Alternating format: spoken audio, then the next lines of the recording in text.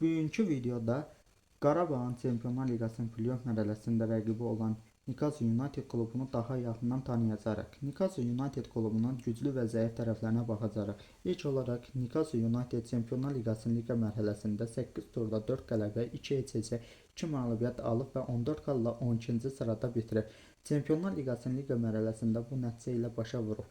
Newcastle United klubunu 2021-ci ildən etibarən Eddie Howe başçılıq edir.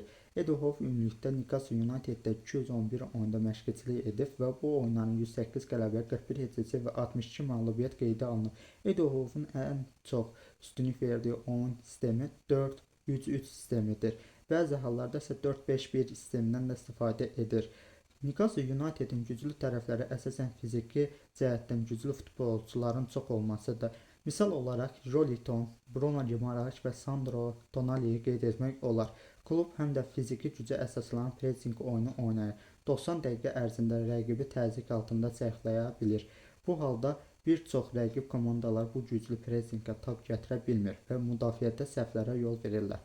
Klubun digər üstün cəhətləri əsas heyətdə oynayan cinah futbolçuların sürətli olmasıdır. Xüsusilə Trippier və Anthony Gordon'u qeyd etmək lazımdır. Digər üstün cəhəti isə əsas heyətdə təxminən 80% hündür boylu oyunculardan ibarət olmasıdır. Bu da standart vəziyyətlərdə klubun təhlükəli olması deməkdir. Newcastle United'in zəif tərəflərinə gəldikdə isə klub texniki komandalara qarşısında çətinlik çəkir. Yəni topu daha çox sahib olan komandalar Newcastle United'i yorur və daha sərt müdaxilələrlə səbəb olur. Klub hücumlarının böyük hissələrini cinahlardan qurduqda arxa zonalarda boşluq yaranır və rəqib sürətli hücumlar zamanı Newcastle United'in müdafiədə səhvlər buraxır. Qarabağ üçün bu oyun ən çox vacib məqam oyun tempini aşağı salmaqdır. Belə olan halda Newcastle United futbolçuları sərt müdaxilələr edəcək və bu da qırmızı vərəqə, hətta Qarabağ penalti qazanma şansına səbəb ola bilər.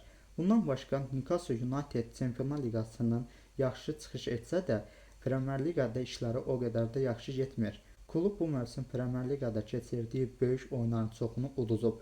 Hal-hazırda 24 oyuna 33 xal toplayıb və 11-ci sırada qərarlaşıb.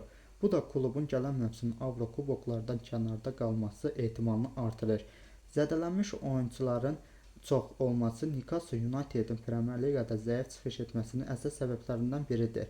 Newcastle United Bakıdakı Qarabağ oyununun ardından 3 gün sonra səfərdə Manchester City ilə qarşılaşacaq. Bundan əlavə Premier Liqadan çətin oyun qrafiki var. Əgər Newcastle United gələn mövsüm Avrokuboklarda iştirak etmək istəyirsə, mütləq şəkildə oyunlarının çoxunu qazanmalıdır. Həmçinin FA Kubada da Avrokubok şansı olduğu üçün Qarabağ oyun öncəsi çətin Aston Villa qarşılaşması onları gözləyir. Newcastle United'in əsas oyun planı Anthony Gordon və Bruno Guimaraes üzərində qurulub. Anthony Gordon'un zədəli olması ilk oyun üçün Newcastle United'in işini çətinləşdirir. Onun 11 fevralda zədəldən qayıtması gözlənilsə də ilk oyun riskə atılması ehtimalı azdır. Bundan əlavə Joelinton zədəli olması Qarabağ üçün üstünlükdür və onu da qeyd edək ki, ilk oyunda iştirak etmə şansı aşağıdır. Qarabağ üçün digər üstün cəhəti isə Newcastle United'in müdafiəsində Livramento və Fabian Schürrün zədəli olmasıdır. Bu, Newcastle United'in müdafiəsində müəyyən boşluqların yaranması deməkdir.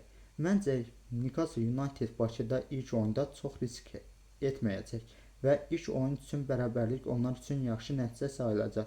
Çünki Qarabağ oyun öncəsi Aston Villa ilə kubok oyunu var və Bakıdan 3 gün sonra isə Manchester City ilə Premier Liqada qarşılaşması var. Qarabağ ilk oyunu mütləq qalib gəlməlidir. Əgər Qarabağ öz meydanında qalib gələ bilməsə, səfər oyununda çox çətin olacaq. Qarabağımıza hər iki oyunda uğurlar arzu edirik. Bugünkü videonun da sonuna gəldik, çatdıq. Sağ olun, salamat qalın.